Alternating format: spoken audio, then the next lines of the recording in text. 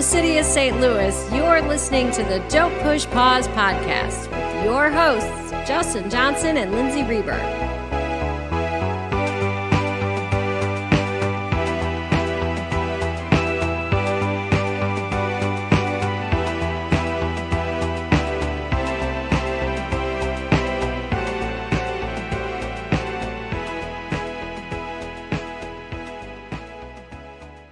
Welcome to the podcast. Hello, Justin. Welcome back, everybody. How are you, Lindsay? Oh, this heat's really getting to me. I needed a real good comedy to wash off that grime of Taxi Driver, and I am so happy that we're getting to talk about Waiting for Guffman this time. Yeah, I agree. As much as I love Taxi Driver, I just really needed something light to kind of, just sort of get that out of my brain. Yeah. And it couldn't have been better. I think you have to follow it up with a comedy, Also, this particular style of comedy, too, was like just what I needed, because this is a movie that is very heartfelt as it is funny. And also kind of following along in the way the Taxi Driver feels a little voyeuristic. We're directly looking in on something that's happening in this comedic documentary style. And going from the big city of New York to the very small town of Blaine, Missouri. How they depict Missouri, it feels true. Blaine, Missouri, and Waiting for Guffman was all filmed in Lockhart, Texas. You could have easily fooled me. They really pull it off, and they make Lockhart, Texas look like a rural town in Missouri. We've been talking about doing a Christopher Guest movie for a while, and we both love Best in Show, and I think we relate to that movie a lot. But since we were going full on Christopher Guest, which we were also doing Picks of the Week, it seemed appropriate to do Waiting for Guffman because I think it is the main movie that most people associate Christopher Guest.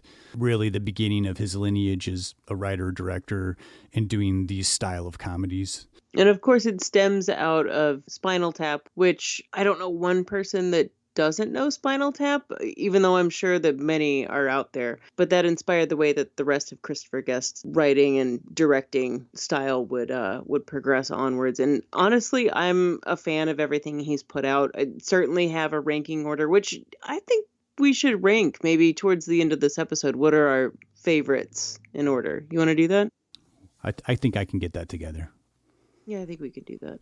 I do love The Big Picture by Christopher Guest, but just focusing on these films by themselves, this group of actors, it seems appropriate. Yeah, we'll make that happen. We'll wait. Well, maybe when after we do our Picks of the Week, we can do, maybe that'll be a good way to close out the episode. Yeah, so stay tuned. We could get in another fight, you guys. Yeah, we could. You got to hang around and listen for this one. But we've got a lot to cover here. We'll definitely get into Christopher Guest. We'll get into his style and how he shoots these movies, particularly getting into detail with Waiting for Guffman, his working relationship with Eugene Levy, and this sort of cast of characters that he's been using over the years for multiple films. And we'll talk about the filming, the surprising things you might not know about how it was executed, and some of the most difficult things. And of course, we will get into how this movie fared, the reception. Probably, I'd like to talk about some deleted scenes that were taken out. There was a heck of a lot of footage. We'll talk about the editing. Good Lord. Certainly a process to this film that might be unexpected. And then, like I said, we stuck with Christopher Guest for our Picks of the Week. Lindsay, you chose For Your Consideration. I sure did. Which, based upon your fandom of that movie, made me reevaluate it on my own. Oh, this is going to affect your list, isn't it? It is going to affect my list because I wasn't as big a fan of that one, but you really talked it up, and I really watched it with open eyes, and I really appreciate it a lot more now. So thank you. And heck! And you're doing A Mighty Wind, right? Yeah, Mighty Wind, which is one that that's another Christopher Guest movie that I didn't come around to on a first or second watch, but I've really grown to love it so much. I'm going to save my thoughts on that for the end of the episode. All right. I do love it. I'll say that. As always, we'll round things out with our Murray moment. But before we get into one of these funny clips from Waiting for Guffman, Lindsay, can you just give me your interpretation of what this movie's about?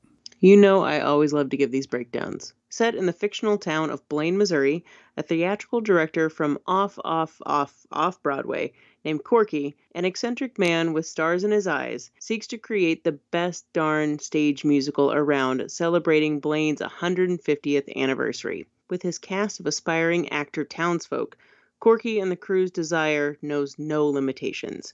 And when they receive word that a Broadway producer is coming to town to take in their little musical that could, that's all this ragtag group of Blainians need to believe that they might make it all the way to New York City. It's a very, very heartfelt story. It sure is. This one, I love it more and more with every watch. And I tell you what, I discover something new. That is not an exaggeration. See something new every single time I watch it. Yeah, there's so many tiny little details in this movie that can go unnoticed until you watch it multiple times. Mm-hmm. All right, let's go to a clip. All right, we'll be back. We'll talk about it. So what I'm understanding here, correct me if I'm wrong, is that you're not giving me any money. So now I'm left basically with nothing. I'm left with zero, what can I do with zero? I can't do anything with it. This is my life here we're talking about. We're not just talking about, something else. We're talking about my life, and it's forcing me to do something I don't want to do, to leave, to go out and just leave and go home and make a clean cut here and say, no way, Corky, you're not putting up with these people. And I'll tell you why I can't put up with you people, because you're bastard people. That's what you are. You're just bastard people, and I'm going home and I'm gonna bite my pillow. It's what I'm gonna do. Well, Christopher Guest in his later years would assemble a troupe much the same way John Cassavetes and John Waters did. They built up trust in a troupe of actors that they used for multiple movies, that they could trust and lean on and bounce ideas off of. Started with Waiting for Guffman and then eventually did 4 or 5 movies with these people in this style. But before Guffman, Guest had worked for nearly 20 years in the entertainment industry, whether it be writing, acting, or directing. And Christopher Guest in his career pre-Waiting for Guffman is just as fascinating as everything to come after it. We could do an entire podcast on that. I'm going to try to skim over a little bit of how we got to Waiting for Guffman. So it's going to be more focused on that versus films that he did prior to Waiting for Guffman or his stint on SNL. There's a lot of history there. So depending on how much you know about Christopher Guest, it might come as some surprise that he was actually never part of any type of improv group. Many of his actors, whether they're in every one of his films or in just a few of them, predominantly, they all come from some type of improv comedy troupe. Whether it's Second City, primarily, it's mainly Second City. There are the Groundlings and even the political satire group, The Committee from the 60s.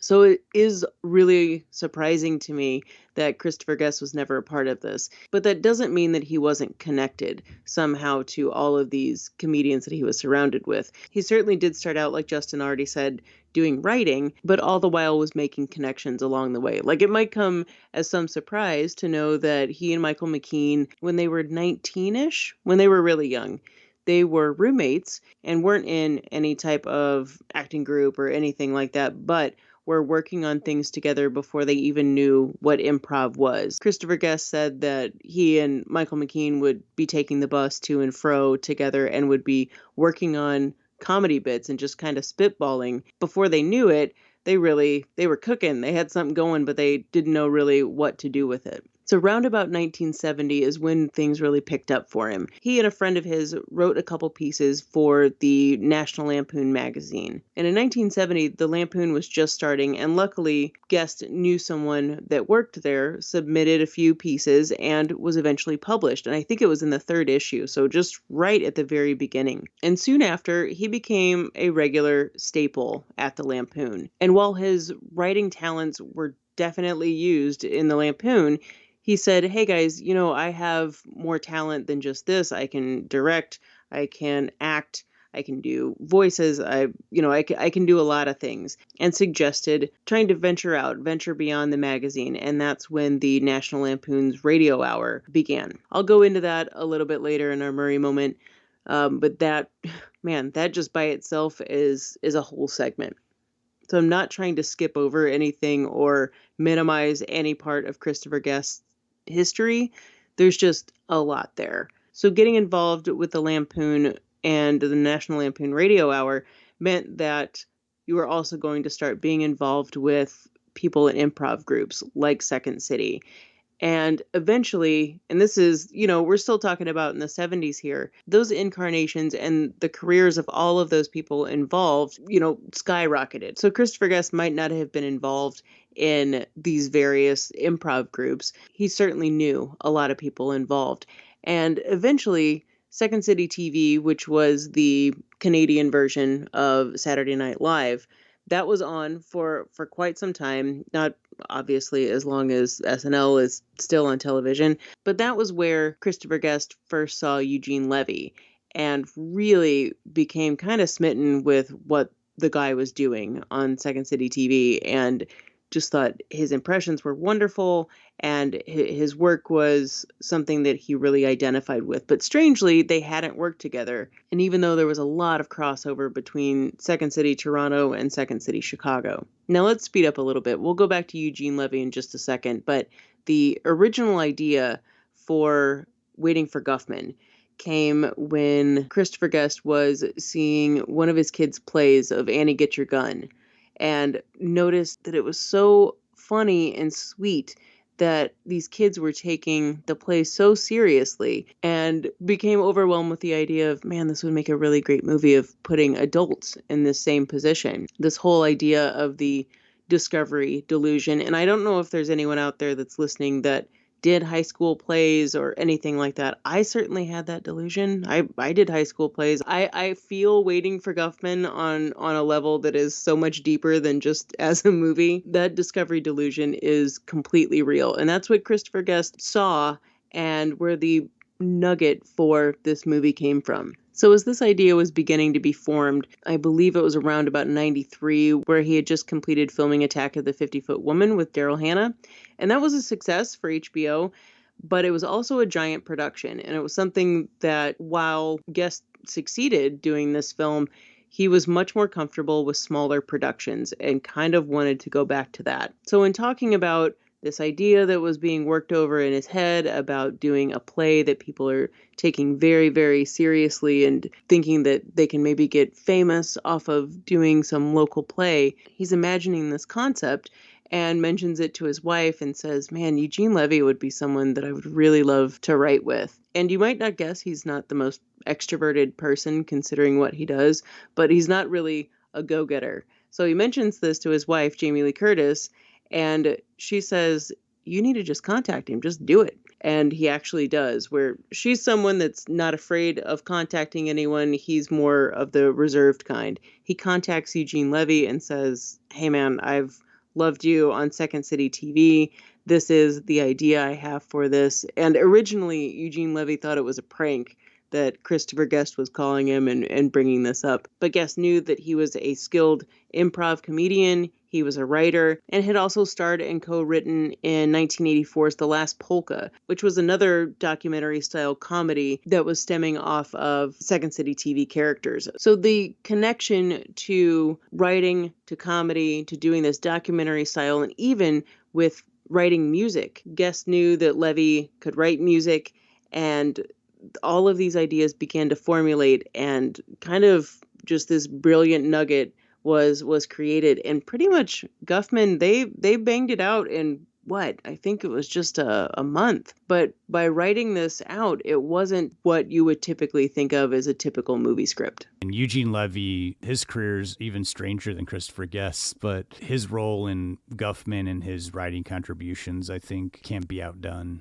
And I think it was brilliant how they started to do this. Now, they got a producer on board who was Karen Murphy, who did, you might be familiar with True Stories or Drugstore Cowboy. She'd also worked on Spinal Tap. And with the production designer from Attack of the 50-Foot Woman and The Big Picture, all of these people that had worked with Guest were very supportive. And then this questionable element of the script and what Guest and Levy chose to do, which was, I think it was a 16-page outline, but not have any dialogue, and really go into this trusting the players involved that they could improv this entire film, songs aside. The songs, of course, no one's going to make up songs on the spot and music on the spot. But all of the dialogue, for the most part, in this film is improvised, which I'm astounded by that. All of these movies, Waiting for Guffman and everything to come after it, that 95% of them are improvised, that's insane to me. These are some of the best improv actors alive. Each actor was given their character description and what they were doing in the scene and what their purpose was in this world of Guffman. What they were able to do is have liberty in what their character would say, but it did have to make sense for the character and for the scene. It couldn't just be this sort of arbitrary nonsense. It had to make sense to the story and scene. So they were adhering to an already airtight structure. They were just given the freedom to come up with their own lines. So the actors, they did have something to pull from and they did have something to work from and get an idea of what they were going to say. It wasn't just sort of like they showed up on that day and they said, hey, you're the sheriff. And then they just started rolling the camera. A lot of times there are scenes where the other actors didn't really know what a particular actor was going to say. And so, it made for a funny scene because the actors are reacting to a different tone that the actor's taking them. We can say, for example, the scene where they're all outside of Corky's door, after they find out that he's quit the play. And they're all, banging on the door like, Corky, we love you. We need you to come out here. And then Parker Posey has that freak out and she tells them to just shut up, just shut up. And she screams at them and walks down the stairs. And that, their reaction of whoa, okay. And it makes for a funny scene and it works. It makes sense that this was everything to her. She quit her job to do this, and so it fits for her character, but they didn't know that she was just going to start screaming at them. And so I think it's those great little moments by not knowing exactly what the person's going to say, but just making it clear that, this was not just made up on the spot. A lot of detail went into the storyline description of who these characters were, where they lived in Blaine, what their background was, which was all put together by Levy and Guest. And with this intermingling of having an outline, having character descriptions, and the actors being ready to know exactly what their character would do in a particular situation, they were set up in some ways of, for example, no one knew what the character of Corky, played by Christopher Guest, was going to look like. So when they step into the audition room, and it's not like Corky looks like a freak of nature, he's just very eccentric look. I mean, it's his hair, really. It's the toupee on his head that is off-putting, for lack of a better word. And so that is going to immediately set some sort of a tone. Let's say with the audition scenes, too, they were told what songs to do, but the way in which the audition went, the execution, that was all thought of by the actor. And so you are seeing the reactions of Bob Balaban and Christopher Guest and the other judge. I apologize for not knowing his name. You were seeing their real reactions within their characters, and they're seeing it for the first time. So the way in which all of these factors come together creates a world that you have to have when you're creating a movie, but it's something that pushes the story forward and makes it seem very real, and also creates a hell of a lot of footage for Christopher Guest to go back through and edit out what works and what doesn't. But these actors didn't have 20 takes either. I think max it was maybe 4 or 5, if that. This was a pretty tight shoot. They shot in Lockhart, Texas for 30 days, which is, even by indie standards, it's a pretty short shoot. And they knew that there was going to be a lot of footage because improv lines and some stuff was going to work, some stuff probably wouldn't. The play section of the movie, they filmed a lot, so much of them actually performing the play Red, White, and Blaine. And so they ended up shooting 58 hours of footage that they were going to cut down to a 90-minute movie.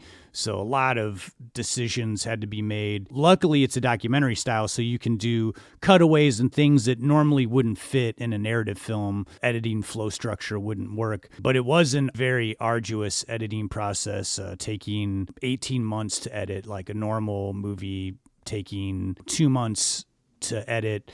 Granted, all documentaries take a long time to edit, because generally they have way more than 58 hours of footage. I mean, some documentaries take like 3 years to edit, since they had a story already written and everything, but they still had to really, really figure out like what worked and what didn't. And I think it was Eugene Levy who said, if it doesn't push the story along, let's just scrap it. Even if it's like this great bit, we need to make sure that it looks like a documentary, but it's still flowing like a narrative, and that there's a constant story arc that's happening and moving with these characters.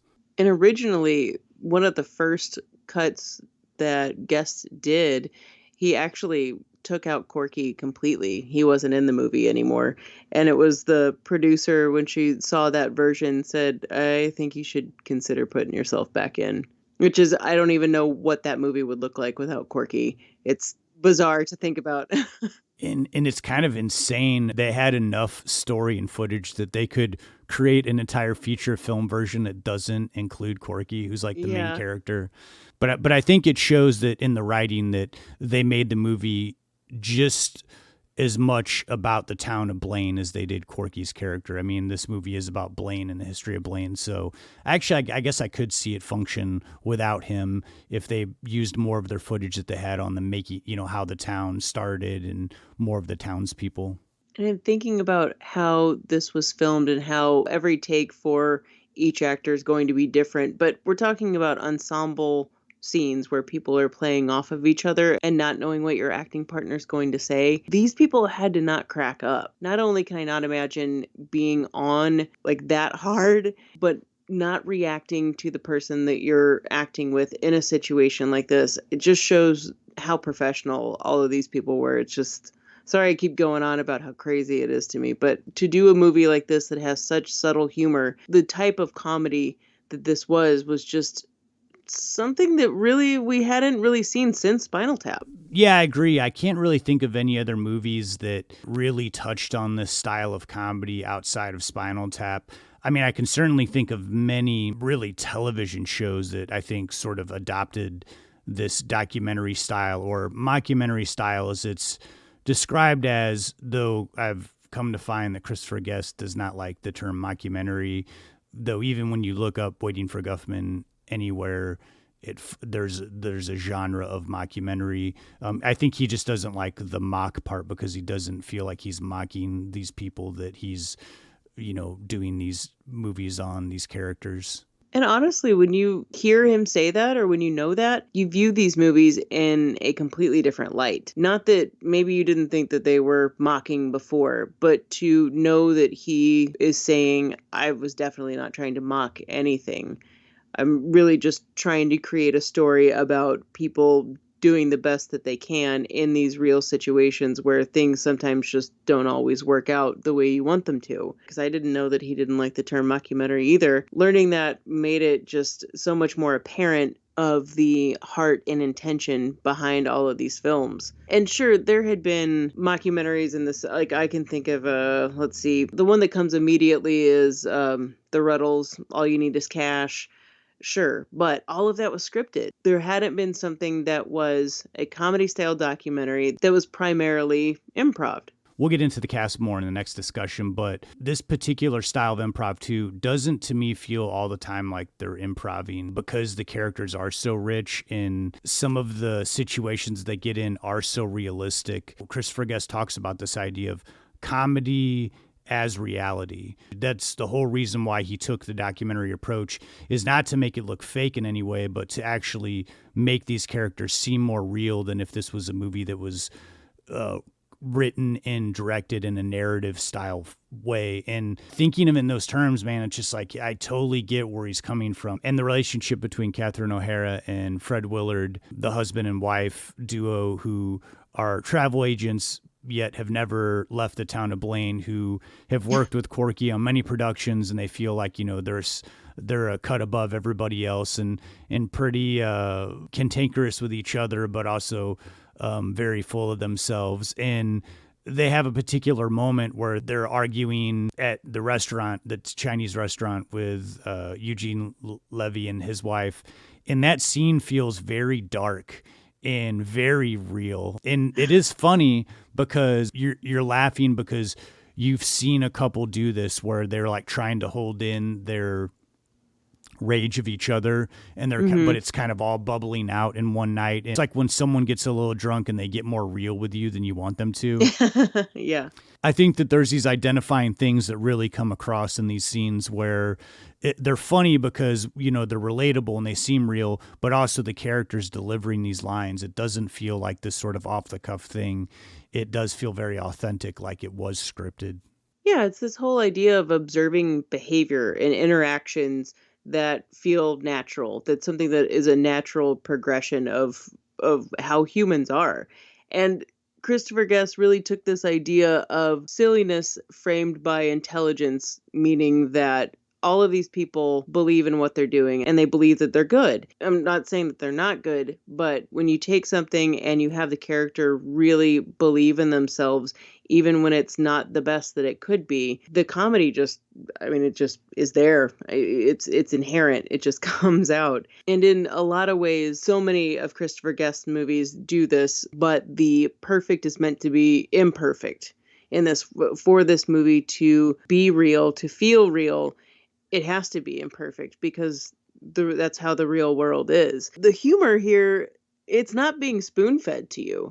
It's very much you are supposed to feel like you are part of Blaine, that these are your neighbors, and you know this dentist, you know these travel agents, you know the girl at the Dairy Queen. It's supposed to feel familiar. And making the movie this hybrid documentary style and using handheld cameras and this informality type of setups, it removes the barrier between you as a movie viewer and what you're watching, And man, one thing that I never noticed too until just recently is we never see an interviewer. That blew me away when I realized that in Spinal Tap, Rob Reiner is interviewing them, or we see someone interviewing the band, but the interviewer has been removed here. This is just actors talking to a camera, which has been super popularized now in comedy. Like every single comedy on television now is like that. Well, that's a generalization, but you know what I'm getting at. And there is a lot to be said, too, about Christopher Guest's idea of showing people's pride for where they come from, their hometown, utilizing the town of Lockhart, Texas, and using real footage of one of their actual town parades. Every town has a little parade. I mean, even there's a little neighborhood that I used to live in called Dogtown in St. Louis. I'm not being facetious when I say this. There are people that's the biggest day of the year for them. There's people that work on that parade. They plan it, the people that are in it. And that's if you're in that town and you're a part of that parade, that's a huge deal. I mean, people tell you're like a minor celebrity, in that neighborhood.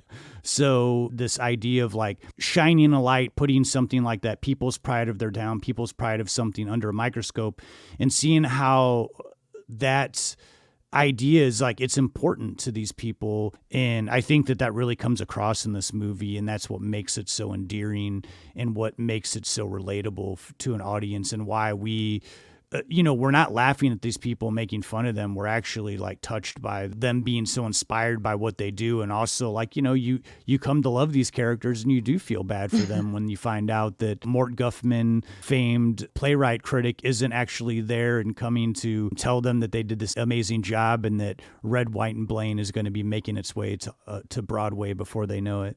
It's so sad.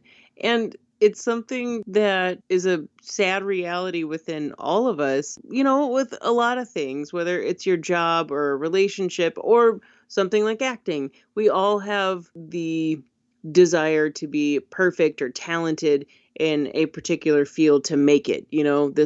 This idea is everything that's behind Waiting for Guffman. And when Mort Guffman doesn't show up, the cast is so crushed, and you feel that for them. But at the same time, it's they forgot that they just put on this amazing production for the town, and all of the townspeople loved it. They got a standing ovation, and they should feel proud. But the idea behind it, they lost sight of it. It became about this idea that was more grandiose than was reality. And speaking of that production, Red, White, and Blaine, another thing that made it feel so earnest and so real is it is pretty much the last third of the movie is the musical, and the cast, the actors, the people playing the actors in this play really felt nervous, like they felt like they were actually putting on a stage production. And I think it does really come through from everything from being on stage and watching professional actors act like they're amateurs is astonishing to watch. But the backstage scenes where everything is so hurried and everyone's freaking out, I mean, that is the reality behind any type of theater production, that people are freaking out. That the actors themselves were really feeling what the actors in the movie were portraying, I think just adds this whole other like meta level to this film. To me, it's a pretty bold move. I mean, there's a large portion of this movie, really the third act of this movie, that we're just straight up watching this play. But because we're so invested in the characters and we've grown to watch them rehearse and seeing how much this means to them, you're legitimately interested in just kicking back and watching Red, White, and Blaine. And and this was a big part of the production for Christopher Guest. And I mean, they actually had so much of Red, White, and Blaine in the movie that they had to cut 2 numbers completely out of the final cut. I can understand why, but I honestly, if they had a cut where it was like just the play itself with all the numbers in, as an addition to the DVD, I would totally sit down and just watch the play version of this movie. Oh, 100%. Me too. And the fact that shooting Red, White, and Blaine was 2 of the 4 weeks that they spent filming, I mean, that tells you how grueling and difficult that was for the cast. There's singing, dancing. I mean, everything was choreographed. That's the stuff that was actually scripted. That was the hardest thing for them to pull off. Absolutely. Well, let's go to another clip from Guffman. We'll come back. We'll talk about this zany cast, this repertory group that Christopher Guest put together. And we'll also get into the release and reception of Waiting for Guffman, which, unlike Red, White, and Blaine, garnered a lot of critical acclaim. You might be surprised to learn who wrote all the music to this film as well. We'll tell you. We'll find out when we come back. I don't want to interfere, but I think it would be... I think we have to work... I can't hear you. I think we have to work on the music a little bit more. But Fine. I don't want to make trouble, so...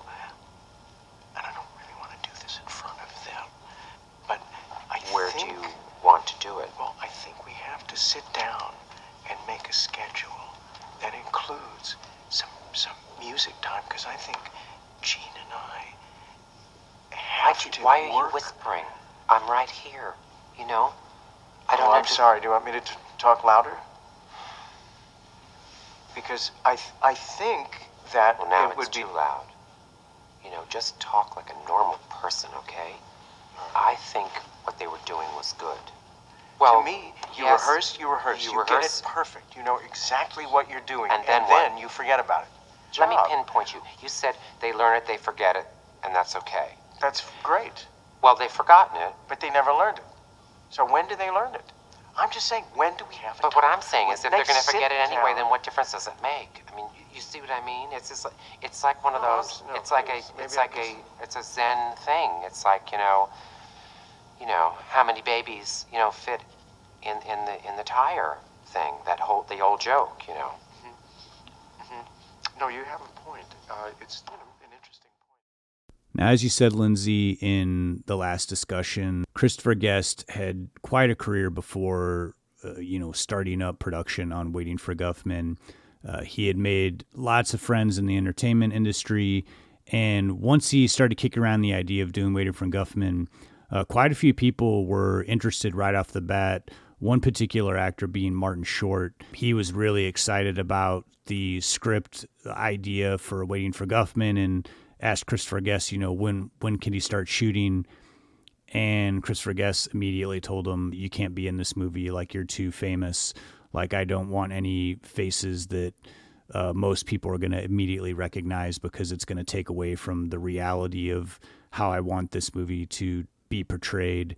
And that's pretty interesting to me because you can imagine he probably could have gotten quite a few name actors in this and probably gotten a bigger budget, but the movie wouldn't have been the same. And later on, some of these actors did get a little bit bigger, but I still think that they don't sort of overshadow the characters that they play in his movies, like Parker Posey, she's a bigger name now. And even Eugene Levy didn't get to do the last Christopher Guest movie because, Schitt's Creek was taking off.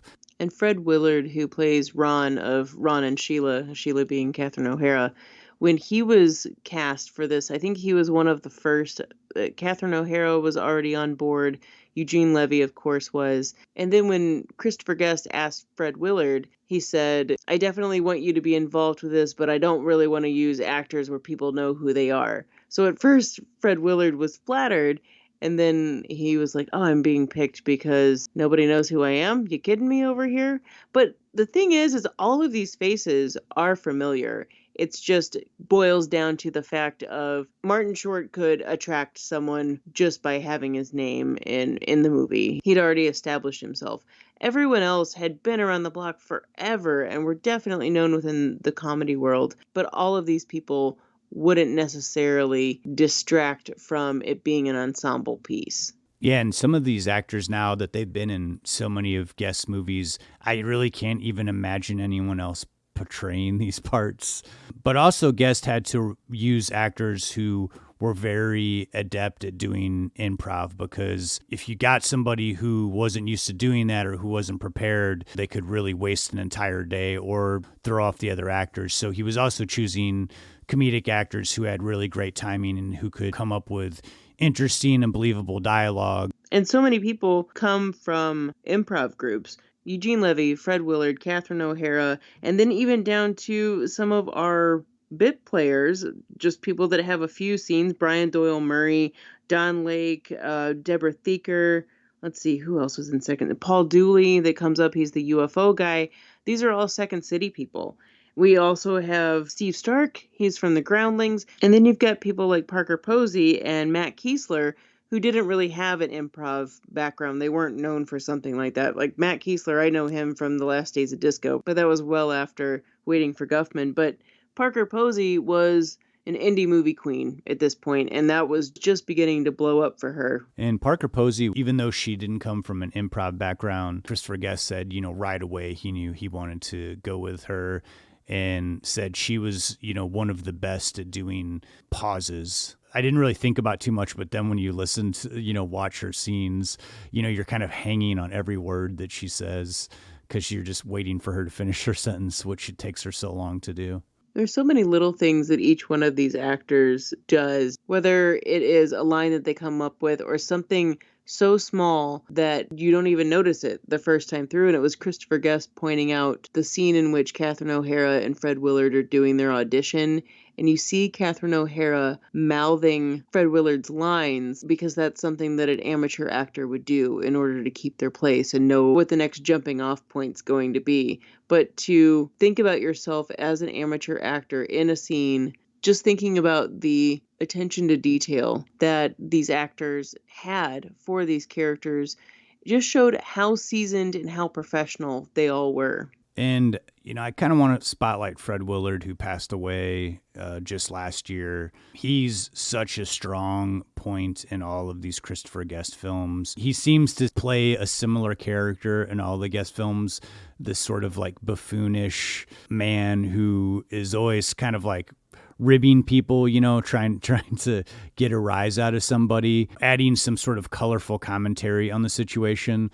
But I think it's Guffman that he really, really drives it home, especially his needling with Eugene Levy, being a dentist, pun intended there, always doing all these like dentist jokes. You also get the sense that, he's very overbearing to his wife and very controlling and kind of thinks he's the smartest guy in the room, even though he's the most idiotic. He just does it so well. And it's a fine line where you could just be like, God, this guy's so arrogant and annoying. But I always get the biggest laughs from Fred Willard's roles in Christopher Guest movies. And I heard Fred Willard say that the idea behind Ron and Sheila went back to an acting team, which was a couple that he had when he was just starting out acting. And the dynamic between them was very much like Ron and Sheila, and how we see them at home. He wanted it to be like that because that's what he envisioned, like these people's home life being like. That was based on people that he had known in his past. And I think certainly for other guest movies, I've heard Eugene Levy say the same thing about his character. And for your consideration, I think a lot of these people are based upon actual experiences that these folks have had in their real lives. And so many bit players in this, but, I wanted to kind of like single out our favorites. Probably my absolute favorite character in this movie is Michael Hitchcock, who plays Councilman Steve. When I think of Waiting for Guffman, the first thing that always pops into my mind is him going, "We love you, Corky!" His sheer excitement and enthusiasm for Corky. He's always has this like radiant, beaming smile. Just him talking about how the play is coming up and how, he wishes that he could be involved in it, but, he couldn't take off work. And that was the only day that Corky held auditions, and he's gone on to portray roles in so many of guest movies in these incredible comedic bits. But to me, what he displays here is this sort of like effortless, heartwarming enthusiasm that really helps us buy into the character of Corky, because he has his cheerleaders. He has people in this town that are like, no, we're happy that he came back to Blaine. We as a viewer see it as, this failure that Corky came back with his tail between his legs, leaving New York and had to come back and teach drama at Blaine. But to a guy like Councilman Steve, this is like the thrill of a lifetime to have somebody who lived in New York is now back in Blaine and, is putting on this incredible play.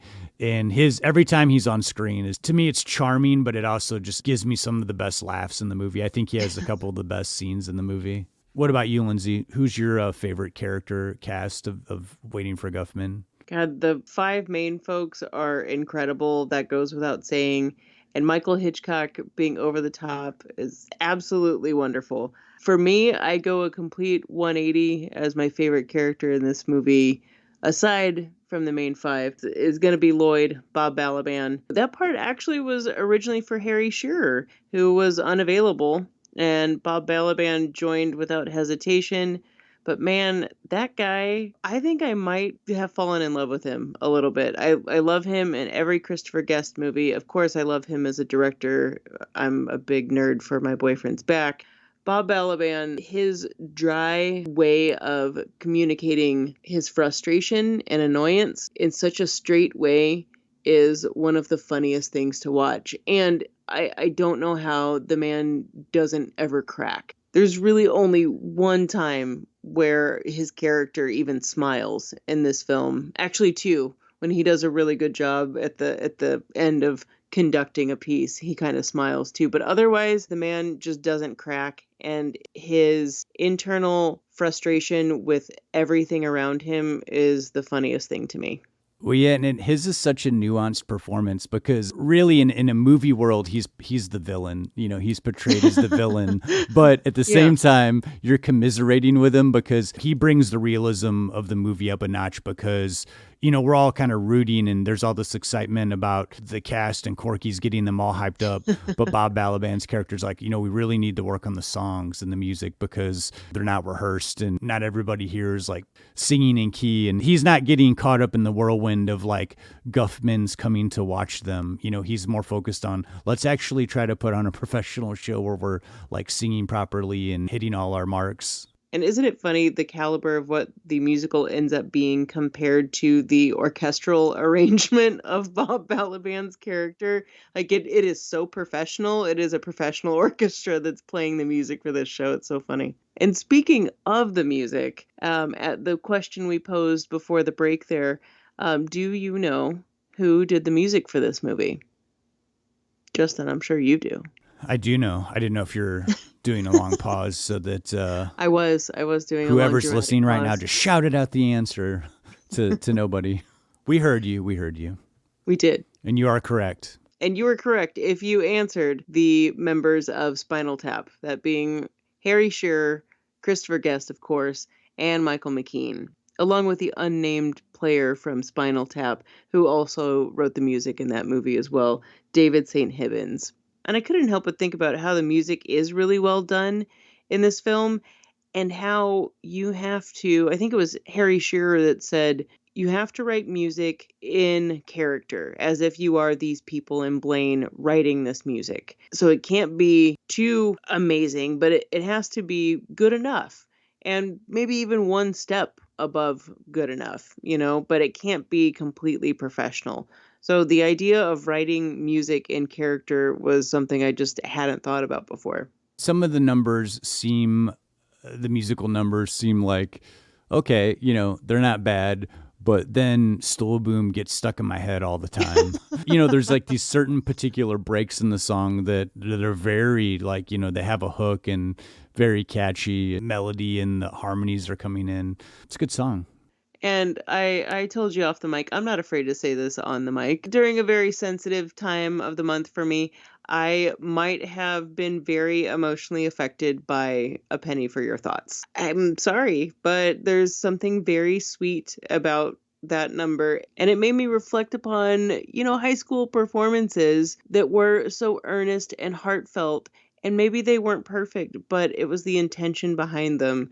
And A Penny for Your Thoughts. Ugh. That one's going to get me every time. As lame as that sounds, it's going to get me every time. Yeah, you know me, whenever we're doing any movie with music involved, I always reach for the Spotify, and that's my go-to work driving music. And holy crap, were you jamming the soundtrack? No, unfortunately, I don't know that they ever released a soundtrack, but I was kind of hoping that there was, something available where I could just listen to the songs done in some sort of way, but I don't know that was ever released. I'll look that up before we get to our final thoughts, and I'll see if I can find any info on whether or not there was any official soundtrack released to this movie of the songs from the play. Well, whether or not there was a questionable soundtrack release, the reception and release of this film could have been a little bit more. Originally, this debuted at the Boston Film Festival in August of '96, and shortly after was at the Toronto International Film Festival, but it wouldn't be released to theaters until late January. I think it was January 31st of '97. And really, it was only released, what was it? Was it like 50 or 300 theaters? It wasn't that many. Yeah, it was a very, very short run, though I do think that it ran for quite a while, like in limited runs from city to city, kind of that platform style release that indie films would do, where there was only so many prints, but like one theater would get it for 2 weeks and then it would get shipped somewhere, that same print. So by the time one theater would get a print, it'd be all like beat up because it'd been in like 3 different locations. And the movie did not make back its budget. It's kind of not surprising, but again, sometimes when this happens, it has nothing to do with the quality of the film. It is just simply the rollout of it and the marketing for it, or that maybe they didn't know how to market something like this. We've done almost 80 episodes, Mm-hmm. and this always happens when we're doing a cult film where we have the same conversation about how nobody saw it, and then it came to video, and then all these people saw it. For some reason with this movie, I don't know why, everyone that I've always talked to about Guffman saw it when it came out. So this is always one of those movies when I find out that it made no money and that it was like kind of not successful right away. It's shocking to me because I've known so many people who are Guffman fans and Christopher Guest fans that liked this movie. But then I start thinking, I'm like, wait a minute, Best in Show hit, and that movie was probably one of the bigger successes for Christopher Guest. And then Mighty Wind hit really big. And by the time Mighty Wind hit, I think people had gone back, and like, oh, this guy did another movie, back in before Best in Show, and just kind of attaches to the lineage. And you just think like, oh yeah, everyone's been with him since Guffman. But man, really? It didn't even make its money back at the box office, for how small of a budget. And I don't remember this being one of those big TV movies that was on television all the time, but people found it, and it's a very beloved movie. And I feel like Christopher Guest did what very few directors do, and they followed it up with not one, but two movies that kind of fit in his trilogy of the faux documentary style and all the same cast of characters, kind of doing variations of what they started in Waiting for Guffman, and a very strong trilogy at that. Strangely enough, I remember the exact moment when I heard about this. My aunt and uncle said that they had seen it. So they had seen it somewhere in St. Louis and were just on the floor rolling that it was one of the funniest movies they'd ever seen. They hadn't seen anything like it. It made such an impression on me that when it was available to watch, I remember my mom grabbing it. And I don't think I even knew what to make of it around that time. I knew that it was funny, but it also hit really close to home. So I saw the humor in it, but I also felt very seen at the same time, you know? It's a fun movie to quote. Oh my gosh, yeah. There's definitely quotable movies like Goodfellas and all that, but I feel like when you start quoting Waiting for Guffman, people like perk up a little bit more. And that's when Blaine became the stool capital of the world. Oh, and that's, when we got the big stool boom. The big stool boom. It's wild to me that a lot of this stuff was just like off the cuff, but it's become part of like quotable film history, especially the Corky Sinclair, the end credit sequences where we're seeing where the characters are now, like this epilogue of like after Guffman didn't come and after Red, White, and Blaine's premiere night, where all these characters went, and Corky moves back to New York and isn't just doing plays, but now has opened up his movie memorabilia shop. And he has like he's talking about having the remains of the day lunchbox.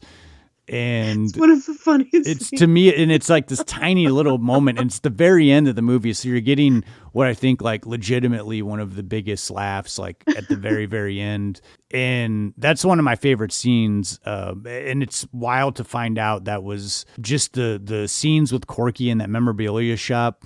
That was apparently one of the hardest things for them to do for Waiting for Guffman. It was like securing all the rights because they had to go and contact every single person that he brought up, so they had to contact Anthony Hopkins and Emma Thompson to get releases to do their characters for Remains of the Day. And they just sort of laughed and were like, yeah, whatever, to use it. But he said that, when they're showing the big, character figures of like Anthony Michael Hall and like the Brat Packers. The bobbleheads. Christopher Guest said that was kind of harder to get the licensing rights for that because the Brat Pack didn't really know how they were going to be used. But eventually, everybody signed off on it, was fine. And they got a artist from Austin to design all of these sort of the action figures and the lunchbox. And it personalizes the universe in which Corky lives. I'm glad you brought up Corky's store, because there was a little change that they had to do. There were a lot of things that had to be amended or switched around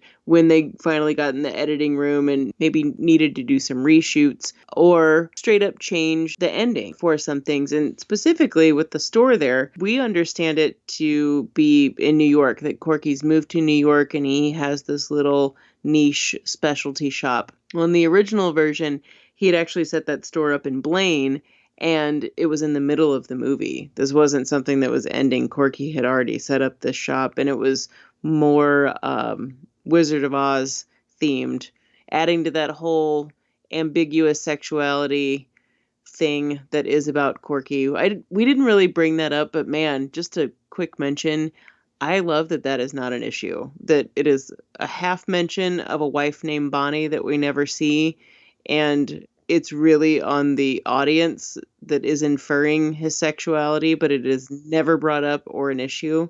I love that facet. And to go with that, another thing that was cut out of the original ending was that Steve Stark, played by Michael Hitchcock, and Corky were inferred to be together living in New York at the end of the movie. But Christopher Guest felt that it was unimportant to do that, and that answering the question of is Corky gay or not was so irrelevant to the movie as a whole. And again, love that decision. Some other things, not just deleted scenes, but I thought was interesting to find out that in the original version of the script, they actually don't even do the play. there's like a tornado, because originally it wasn't in Missouri, it took place in Kansas, and it was more tied into that Wizard of Oz theme. And there's actually a tornado that hits the theater, and I think the ending of the movie was like you just see the camera actually fall over on its side because the tornado had hit the theater and destroyed it. And then they moved it to Missouri, and then they sort of scrapped the whole tornado idea, which I think was better for it. Oh my gosh, yeah. It would be so devastating, even more devastating, if we never got to see this play that they spent so much time working on that got wiped out by a tornado. I also would have loved to see, I know that you could probably cut 3 different kinds of movies with the amount of footage that they had, but I know all the ribbing that Fred Willard was giving Eugene Levy's character, apparently there was originally a scene where Eugene Levy's Dennis character lashes out and kind of loses it on him, and like hauls off on him, like kind of screams at him for mocking him so much throughout the movie. But I think they cut that out because it just seemed a little bit too much. It would change the tone. And not that I like that Eugene Levy's Dr. Pearl character is getting, poked all the time by Ron. But if he would have lashed out, it would have changed something, and it would have taken the innocence out of it, and it would have legitimized the fact that Ron's totally a jerk, And I love that we see that Ron and Sheila end up in Los Angeles, and they're sort of extraing in commercials and stuff. They're still trying to make it. They're trying to live that dream. Can we make mention real quickly of the time period of this film, that it fits perfectly with Catherine O'Hara's bangs in this movie that are hairsprayed straight up and very rigid and very thin. I love that addition. I don't know if that was her or whose decision that was, but man, those bangs are brilliant. I had those bangs in 5th grade. Just going to say that. If you have the DVD, there are some deleted scenes on there to check out. I didn't do a search on YouTube to see if any of that's available there, but some of it is. I don't think all of the scenes are, but there are definitely 2 numbers that were cut out of the musical. Nothing Ever Happens in Blaine, which is an addendum to the number we do see in the movie, Nothing Ever Happens on Mars. And then a huge company number. It was a pretty great, epic song called That Bulging River. That Bulging River, come on. But you see so much work that they put into just these musical numbers, and that had to be cut out for time. Completely nothing wrong with them at all. They're great scenes. All of the scenes really that are available on the DVD that were cut out. It's kind of one of those things you're like, this would have been totally fine in the movie. There's a real sad one between Ron and Sheila, but it adds more depth to the crappiness of their marriage and kind of how how Sheila's pretty unhappy. There is something about this movie when I put it on, just that brisk, it's like 84-minute running time. There's so few movies that move this quick, but that give you such a full story and a full set of characters. And I forget how fast this movie is. I mean, it's just so short. Yeah. And before I know it, we're already into, watching Red, White, and Blaine. I think it's a really great decision they chose. Let's keep this really fast-paced, the story moving. As long as the audience understands the characters, then let's move on and let's, get to the play. I completely agree with you. The pace of this movie is wonderful, and something like this could lag if a viewer wasn't in it, some type of pseudo-documentary style type of thing, but it really doesn't. I think it's a wonderful movie to put on with any type of audience or any time of day, really. I know we always talk about like Sunday movies. This is an any type of movie. Totally a anytime movie, and also a movie that I think it enhances it upon multiple viewings, because no matter how many times I watch this movie, I catch something new, because a lot of the humor, it's so quick, and you might be watching one character and completely miss what another character is doing. And that happens a lot with ensemble pieces, but especially because everybody's functioning for comedy. It's easy to miss just a reaction that somebody gives.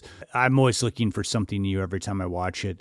And I also find, too, that it's hard for me to watch Waiting for Guffman and not immediately within the same week followed up with like Best in Show or Mighty Wind.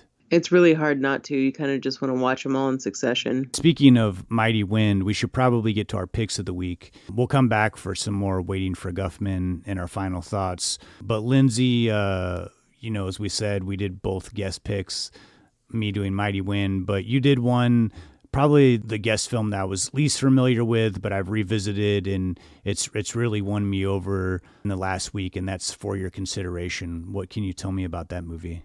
Watching the first scene of this movie epitomizes everything it's about. We open with a section of the Bette Davis film Jezebel, and the camera shows us Catherine O'Hara's character reciting lines, word for word, with the utmost emotion one can have while also completely sucked into a performance.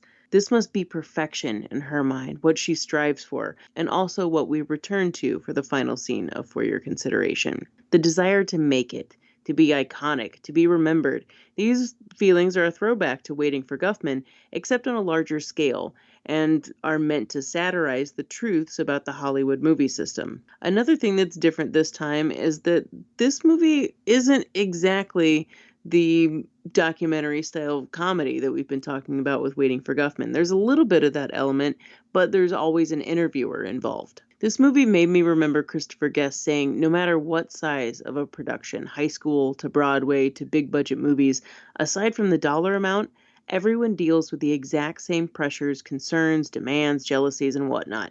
Everyone has the same desire to succeed. Like many of his films, For Your Consideration takes us behind the scenes and into a world which feels so honest and relatable, even if the audience doesn't know this actual world in their daily life. Guest rekindles most of his company from previous films, but it really can't be ignored that this one really feels like Catherine O'Hara's in the spotlight. And the story's this. We're introduced to a movie production in progress, deep into filming this uber-Jewish holiday film called Home for Purim. No giant celebrities involved. These are all working actors, some fresh-faced youngins who, quote, don't believe in trophies, and others who are well-seasoned and have been around the block for over 30 years.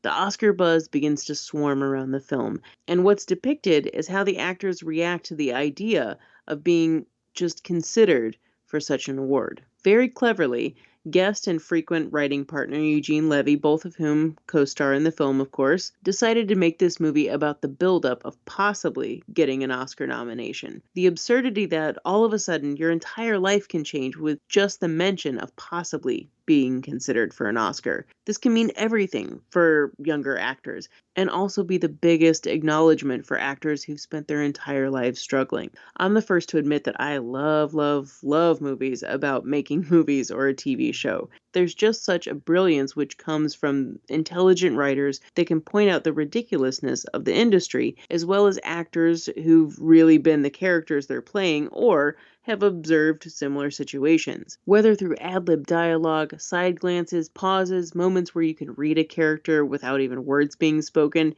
the world that's created here feels so inside, and that's because it is. Alongside that, what I admire most about this film, and like all of Guest's movies, at least in my opinion, is that For Your Consideration satirizes without being negative, mean-spirited, or resentful. Even though I did read some criticism saying that it was kind of mean in some ways, but I really don't get that from this one. Aside from many laugh-out-loud moments due to this amazing cast, of course, Guest and Levy make sure that you care about these characters, just like in Waiting for Guffman. Sure, they're more privileged than the Guffman crew, but it doesn't mean you don't feel for them. And as often as it happens in real life, not everything works out the way you want it to.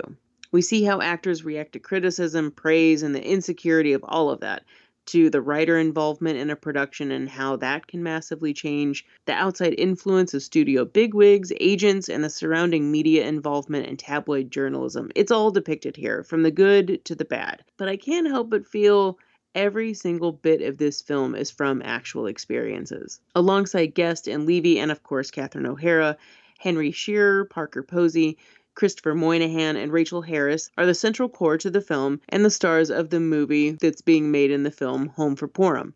What cracks me up every time, since this is a movie about creating Oscar buzz, it's just hilarious how Home for Purim seems very un-Oscar worthy, which I think has to be another comment that's being made about the industry. Supporting players continue down the line of familiar faces: Jennifer Coolidge, Fred Willard, Jane Lynch, Michael McKean, Bob Balaban, John Michael Higgins, Ed Begley Jr., and the love it or hate it movie critics. Man, Michael Hitchcock, he and Don Lake have 2 scenes, but Michael Hitchcock just man, just slams it home with the 2 scenes that he has. Of this crew, it's probably Lynch and Willard that get me going the most every time that they're on screen, but some of Jennifer Coolidge's lines are just incredible. I don't know why she's also eating. Every time she's in a Christopher Guest movie, she's always eating something. After so many movies, it is still unbelievable to me that these folks can come up with such amazingly ad-libbed comic moments that can leave you on the floor. As for the lingering Oscar buzz nominations, Guest's decision to end it in the most ironic way was just absolutely perfect. I feel like it's the only appropriate way to end this movie. His films don't have the happiest of endings all the time. They're just more realistic. My heart hurts at the end of this movie, but Guest doesn't abandon the idea of maintaining reality for the sake of a rosy conclusion. In their own way, these actors at the end find their own paths, just like what we all have to do when life throws you a curveball. In the end, For Your Consideration's satirization of movie making and the hype world is done with such dead-on accuracy, but without a bitter, angry, or ill-willed aftertaste. I truly do adore this film. I know it's not their favorite, but man, I really do love it. It's up there on the list for me. Yeah, like I told you, I didn't come around to this one for a while. It was your enthusiasm for this movie that made me kind of go back to it, because I just kind of, I don't know, I guess I'd written it off as that Christopher Guest movie that I wasn't going to go back to, but I really enjoyed it. I think you make a good point there, though, that I think the first time I watched it, the movie that they're in seems so terrible that you're like, how is this becoming noticed for Oscar buzz? And I don't think at the time I really picked up on that it may be the joke that there's a lot of these bad movies that kind of get Oscar buzz going before anyone's even seen the movie, just because of the caliber of the people that are in them or the story. And then once people actually start seeing it, they're like, oh, this is like an over the top sort of, bad melodrama. I gained a new appreciation for this one, so thanks for going to bat for Your Consideration. Oh yeah, definitely. I really want to hear about A Mighty Wind. I went back and watched this again because actually this might have been my version of For Your Consideration. I liked it. It was fine. Maybe it was just that it has a serious edge to it that didn't speak to me at the time. Going back and watching it after all of these years left me with a completely different feel. Yeah, Mighty Wind was one that I had to watch a few times before it really sunk in with me. The first time I watched it, I honestly don't think that I liked it. One of the main reasons is because though I love all genres of music, and I do enjoy some folk music, though I think more what would be considered modern folk, even the bands that they are parodying in A Mighty Wind are bands that I was not familiar with, but I don't think that you have to know those bands to understand bands that were once popular back in the day and they're trying to get together. You could easily do an entire podcast on this movie because it's so involved, so I'll try to just shrink this all down into this tiny little pick of the week moment here, but the spawn of this whole movie came from Guest, Harry Shearer, and Michael McKean would do this group called the Folksmen, where they would dress up like folk guys and had actual folk numbers, and they played this on Saturday Night Live in the early 80s. They also, whenever Spinal Tap was going on tour, they would open for Spinal Tap to just kind of throw the audience off and then switch in outfits and then go back on a Spinal Tap. So this was a group that Guest had for a while, and then he got the idea of like, what if we did this whole parody take on all these folk bands getting back together? So the main idea of the movie is that there's a big producer who produced all these folk bands in the 60s. Irving Steinblum passes away. His adult kids decide to put on this tribute concert, and they're going to have these bands that were popular in the 60s all get back together. Some are still playing, like a second generation of that band is playing, but they contact all these groups and say, hey, why don't you come back together? We'll do this live concert, as a tribute to my father who, signed all you guys back in the day.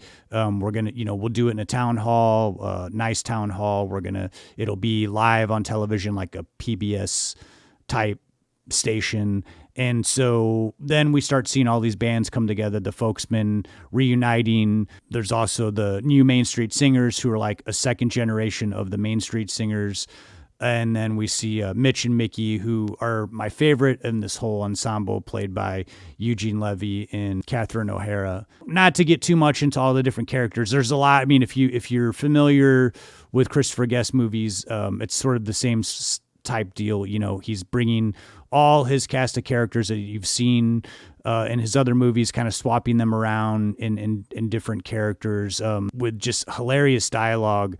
But you're also seeing, you know, this realistic takes on people getting back together and drudging up the past and trying to get back together to put on this concert, and then also preparing, you know, much like we see in Waiting for Guffman and much like we see in Best in Show. A lot of the movie is them preparing to put on some sort of performance, and then at the end, the last bit of the movie is them actually putting on the performance.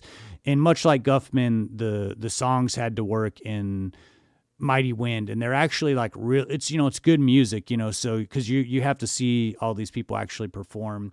And not only are the songs good, but you also see the different styles, because each band comments on like, oh, well, they're doing the poppy version of this and we do it the stripped down way version of this. So we're getting to see the different styles and how, you know, interpretation of, you know, because a lot of times folk singers would do the same songs or whatever, but they would do their own different interpretations. So you get a little bit of all of that mixed with these sort of zany cast of characters that we've come to know and love in Christopher Guest movies. It really is, to me, like a movie, again, like Waiting for Guffman and Best in Show. The more you watch it, the more you get to know the characters, the more you fall in love with it. I think I'm, you know, for your consideration, is falling into that category with me. I've watched a lot of Christopher Guest over the last 2 weeks here when we were prepping for Waiting for Guffman, and I just have like even more appreciation for what he does and his style of filmmaking and his way of thinking on how to do comedy. It's really unique. It's really intelligent. And it's really, again, I've said this several times, this word, but very heartfelt. You know, I really feel for these characters. Also a very talented musician and composer and songwriter, which is really evident in The Mighty Wind. Yeah, I think most obviously that is the biggest thing, is the musical talent behind all of the writing in A Mighty Wind is pretty wonderful. I gained such a bigger appreciation for this movie after this last rewatch. Yeah, wasn't the biggest fan when it came out, but liked it enough. And then I think it was hearing Christopher Guest saying he doesn't like the word mockumentary. And then it was right after that when I watched A Mighty Wind, I saw the heart of this movie. And it became something else. Yeah, these Guest movies, they grow on you and grow on you. All right, don't you think it's time we reveal our rankings of our favorite documentary comedies of Christopher Guest, Justin? Yeah, and there isn't a whole lot of science behind the way I did this. Mainly I was sort of chalking it up to watchability, and I always kind of rank a movie by how much I want to sit down and watch it. Like if I had these 5 movies in front of me, which ones would I want to watch the most, and my various reasons for that. Okay. So I can go first if you like. Yeah. Well, coming in at number 5, I have Christopher Guest's most current mockumentary, and that is The Mascots. And though I find this movie to be pretty funny, and I haven't seen it as much as I've seen his other films, I did watch it twice. And I think that there's some great stuff in there, but there's not necessarily one central character that really ties the whole thing together that I'm kind of hanging on to. And then also too, the other 4 movies deal with like theater, music, dogs, and film, all things that I can relate to a little bit more than being a mascot on a sports team. So that comes in at number 5. Number 4, I have For Your Consideration, which is one, like I said, I've really grown to appreciate a lot more, thanks to you, Lindsay, again. Coming in at number 3, this is where 2 and 3 might get a little more controversial, I guess. Interesting. Okay. Number 3 is Best in Show. Interesting. Though I love Best in Show probably more than any of his movies, some of the characters in Best in Show are almost a little bit too grating at times. And so though I find the movie hysterical, I do sometimes, it's like a little bit of an anxious movie to watch. Coming in at number 2, Mighty Wind. I've just really grown to love this movie so much. I love the music in it. I love the character dynamics. I just think it from start to finish, it's hysterical. And then coming in at number 1, I don't think it's a big surprise, Waiting for Guffman. This movie is just absolutely hysterical. I love it so much. I'm so happy that we chose Waiting for Guffman as our episode for the podcast. It's been really great to revisit this one so much. And honestly, it has not gotten tired the entire time. Well, what is your ranking here? Are you going from 5 to 1 like I did? Yeah. I will concur with you on number 5, that being Mascots. I enjoyed the film, and I went into watching it feeling like apprehensive, like a new season of X-Files or something. You're like, please don't suck. Please don't suck. You've been gone for this long and you come back. And the beautiful thing about Mascots was that I didn't have any negative feelings about it. I thought that it was entertaining. I thought that there was heart behind it. There were a few new players that had started just coming up in For Your Consideration. It also expanded the group of actors that Christopher Guest uses for his films. So I mean, I liked it. There were a lot of new things, and there were a lot of new additions to the film. That Christopher Guest wasn't in it very much was kind of a bummer for me. I wanted him in it a little bit more. Out of everyone in the film, Parker Posey doesn't usually play a character like she does in this film. A little bit more serious, but still that quirky weirdness that she has in quite a few roles. But I love Mascots. I found it very entertaining, but it was not my favorite. Coming in at number 4, here's where we differ. It's going to be A Mighty Wind, Justin. And not that I don't love it. I've said it the whole time. I love all of Christopher Guest's films. And I, like with you, music is a giant part of my life. But when comparing to all of the other ones, the serious tone that it takes at times, and because I, have had heartbreaks involving music and makes me feel a little bit too much. And sometimes I don't want to when I'm watching one of Christopher Guest's films. But it's very entertaining. Everyone's performances are wonderful, and the music is incredible. As for number 3, it's going to be For Your Consideration. You've already heard me talk about how much I love this film. That one is going to have a lot of watchability for me, if not for any other reason, just being that I love films about the making of movies and TV shows. It's very entertaining, and I enjoy the realistic take that the movie has on the film industry. Number 1 and number 2 are real hard for me. It's such a toss-up. I see what you say about Best in Show, about having some characters that are somewhat grating. It's almost like Waiting for Guffman was the training wheels for Best in Show. Best in Show is much more polished, and everyone seems so on top of it that it's a little scary in the actors, like how good they are at embodying these characters.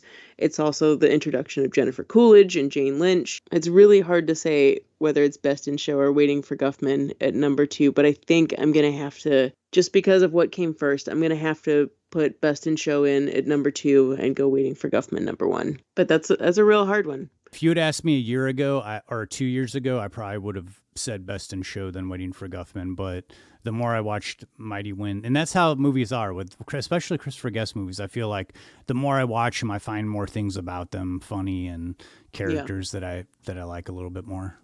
There's a funny story that I love to tell people whenever Best in Show comes up, is that I have a very good friend. She's basically family, and she's a little over 70. She's been grooming dogs for 60 years or 55 years, long time. And you would think a longtime groomer, someone with a great sense of humor, is going to find Best in Show hilarious. She thinks it is not funny at all. She doesn't get why people think that it's funny, and it's because she's so in that world and is just like, what, this is reality. I don't get why people are laughing. I think that is such a funny story, and I get it. I totally get why it cannot be funny to someone who lives that life or is familiar with that world. But, I think that movie's hilarious. Sort of the same feelings from a lot of rock stars at the time This Is Spinal Tap came out. It was too real. They didn't find the humor in it. They were like, this is too close to realistic of what it's like, of the excess and the ego. If we were to throw a ringer in like Spinal Tap, where would that fall? Ooh-wee. I know. I threw you for a loop on that one. You weren't expecting that one. Gosh. Spinal Tap might squeeze its way into number 2. Whoa, really? Yeah. Yeah, I think it'd be number 3 for me. That's one that the jokes hit really hard a lot of the time. And I feel like they're really going for it. It's a little bit edgier movie than these other ones. Yeah, I think it's way more biting for a lot of reasons. Well, there you have it. Those are our rankings. If this is something that you enjoyed, listeners, please do tell us. We would definitely put together more rankings for other future movies, for other episodes. Oh, yeah. We could come up with some of these ranks. A lot of people like a rank, and I don't blame them. I enjoy reading a ranking myself. Yeah, who doesn't? Yeah. And then, tell us what your rankings are on the Christopher Guest movies. That's a great idea. Send us an email, comment on a post on Facebook or Instagram. Let us know. Now let's get back to business. Here's your Murray moment.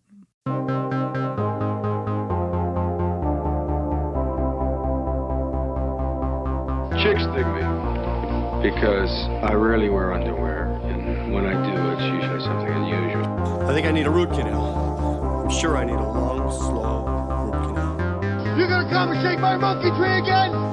Oh, what does that old queen know? She didn't even chill. Hey, this is so scrumptious. Is this hand shut? The flowing robes, the grace, all striking.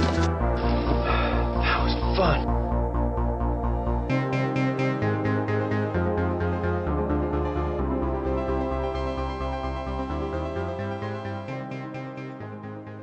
If you don't already know, there's a ton of interconnectedness in amongst the up-and-coming comedians building a name for themselves in the 1970s.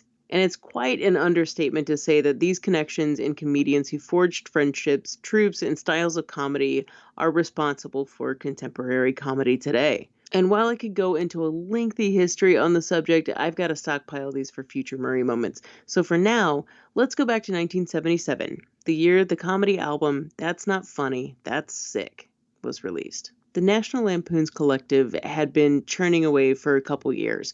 The empire was expanding and venturing off from the popular Lampoon magazine. Before the brand ever thought about erupting into the movie industry, they began expanding into radio, which I mentioned a little bit earlier with Christopher Guest. And that show was called the National Lampoon Radio Hour, under the helm of Lampoon madman Michael O'Donoghue, though creative control soon expanded beyond him. This whole radio hour creature by itself has a massive history behind it, with such names attached as John Belushi, Harold Ramis, Gilda Radner, Joe Flaherty, and the 3 names pertaining to this particular Murray moment, Billy Murray, Brian Doyle Murray, and Christopher Guest. And it's the Brian pop-up in Waiting for Guffman which made me think I had to just include him in this Murray moment. I absolutely love his few moments on screen in Waiting for Guffman.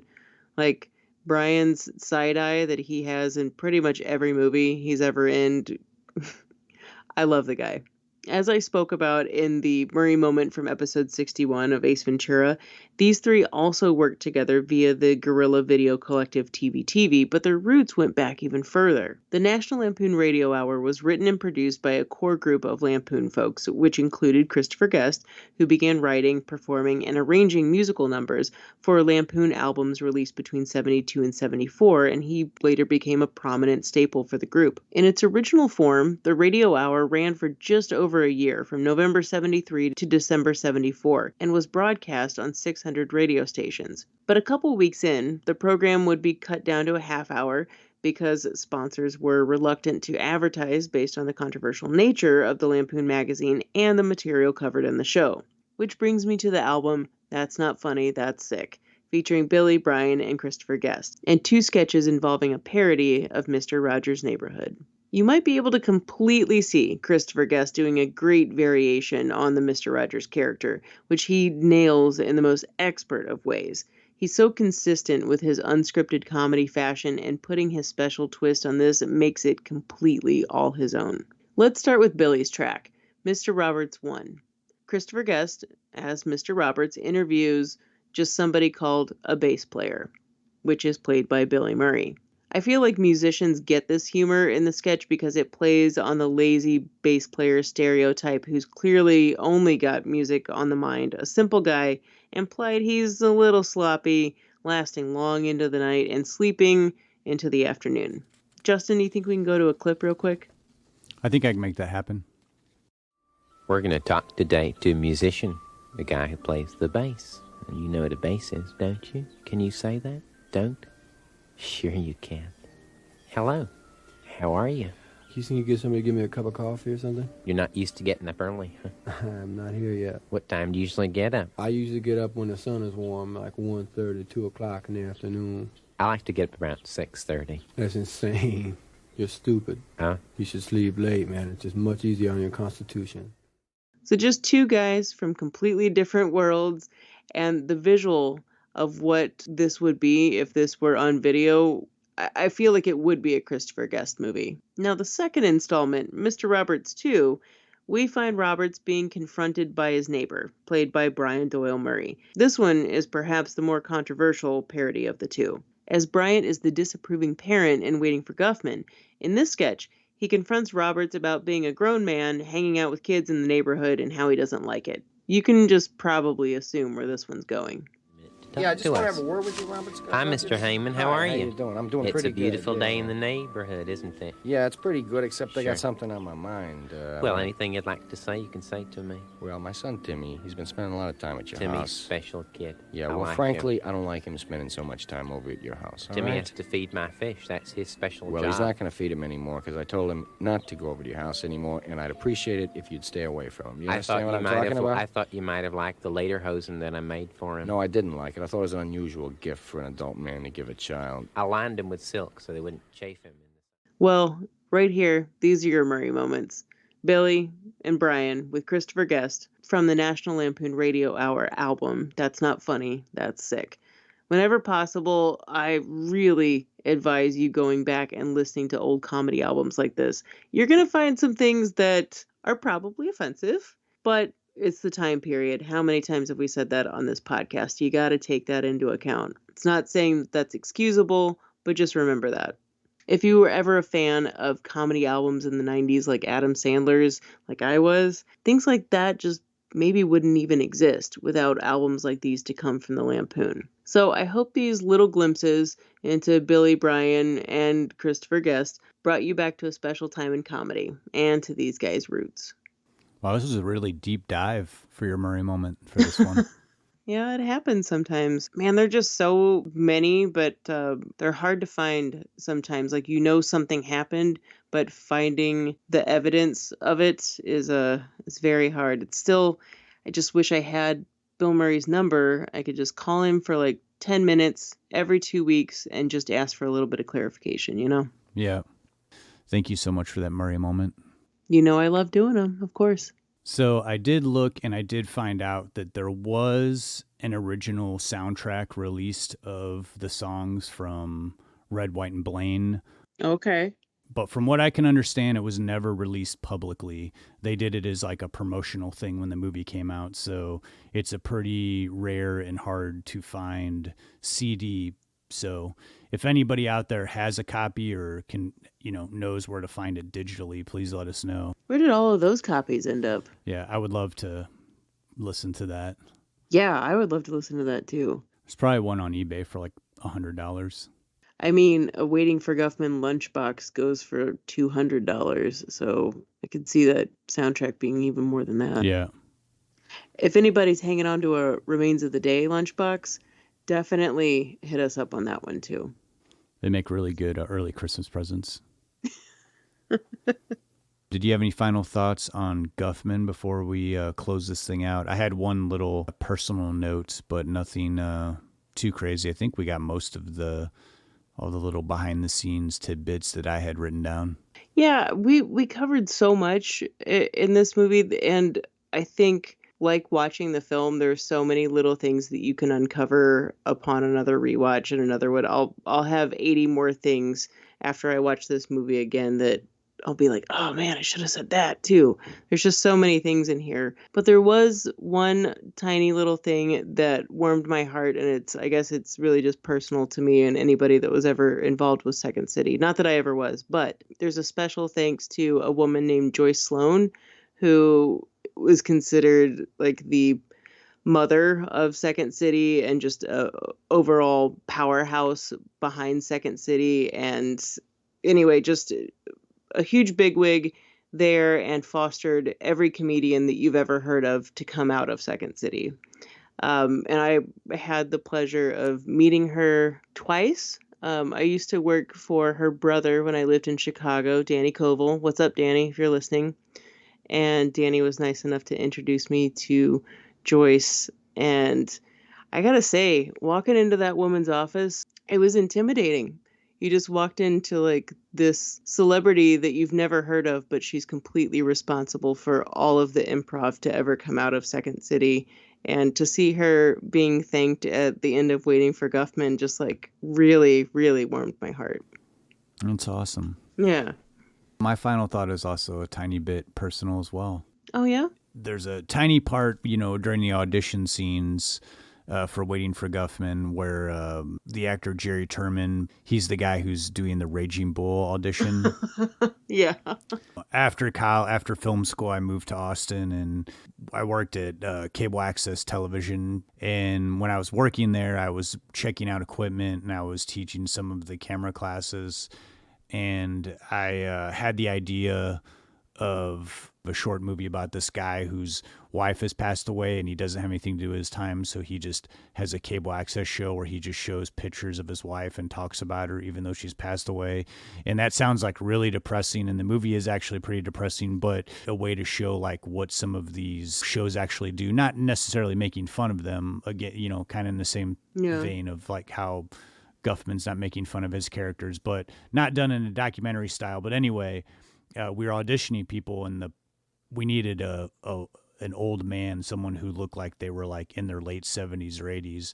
And the guy who does the Raging Bull scene, he lived in Austin, which is close to Lockhart, where they shot Waiting for Guffman, and he auditioned and got that role. We were on set talking to him about it. He was like super open and was like, oh yeah, he was like, I was the only one who didn't, had like a scripted part, and they told me to do this scene from Raging Bull. And he said, I was just going to do it in my own accent, my East Texas accent. And he said when he did it that way, they were like, no, this is perfect. He said even when a book was being written about Christopher Guest, they contacted him. And the guy who wrote the book said, oh, he thought that Jerry Turman got the biggest laugh in the movie by doing the Raging Bull bit. And he was a really, really nice guy, a really professional actor, and he passed away several years ago. But this movie has like a little personal remembrance too of a time in my life, and a memory of Jerry, who was a super kind old man. Oh, that's really sweet. I'm so glad that you had that experience. Yeah. Oh, I should also say that my story from before, Joyce Sloan has passed away as well. I should have said that before. Rest in peace, Fred Willard, Jerry Turman, and Joyce Sloan. Man, this movie, what happened here? We closed out the episode on something that is totally personal, and the movie is really about personal relationships that the audience has with these people that we're watching and relating to. Guffman just really evoked some emotions, didn't it? It did. I'm really happy we did this movie. I hope you listeners have enjoyed it. And Justin, what do we have coming up next? We're going to keep it comedy-centric, but we are dipping into our favorite era of movies, and that's the 1980s. Oh, yeah. We're going to dip back to 1984 with the smash hit Beverly Hills Cop. We are huge Eddie Murphy fans around here, so we can't get enough of Eddie Murphy. So we're going back to the Eddie Murphy well, and I'm looking forward to talking about Beverly Hills Cop. It never gets old talking about anything he's involved with. So that's coming up next time. And also, please do follow us on social media. Please share us with your friends. We are looking for new listeners all the time, but we love our regular listeners so much. We can't thank you enough. But if you haven't already, please do find us on social media, Facebook, Instagram, Twitter, on YouTube, Don't Push Pause Podcast. We also have a website that has all of our old episodes archived, so you can see everything from episode 1 all the way to what's current, and also find out what's coming soon. There we also have a store that has tons of merch with our logo on it, as well as other random movie. It's sort of like, at the end of Waiting for Guffman, when Corky's got his memorabilia store, and it just seems like a mishmash of things for sale that are movie related. That's kind of what our website's like when you go to our store. So please go there. All that money goes to help us building a bigger and better podcast for your ears. So please go to our website at don'tpushpausepodcast.com. Also, if you want to reach us for any reason, you can always get a hold of us at don'tpushpausepodcast@gmail.com. Until next time, I'm Justin Johnson. And I'm Lindsay Reber. Thanks so much for listening. Thank you, guys.